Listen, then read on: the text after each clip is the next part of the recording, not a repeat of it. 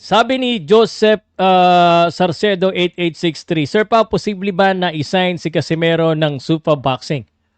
Bakit hindi? Basta walang kontrata.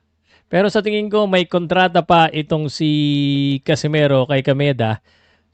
Di ko alam kung pagkatapos ng laro niya kay Neri ay tapos na, no? Pero ko dalawa pa yata eh, or last na, no? Pero pag wala ng kontrata, pwede naman i-sign kasi magaling naman si Casimero at saka maganda pa naman ng record niya. Pero teka lang, mape-fake news pala ako dito. May problema pala, bro.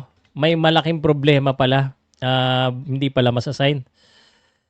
Kasi wala yatang visa si Casimero. Tapos overstaying pa daw umano sa Amerika. So baka hindi rin makakuha ng visa. Tapos yung utol niya pa, hindi papayag yan. Kasi may iiwan na walang visa. So hindi papayag yung utol niya. So hindi pala pwede, boss. No?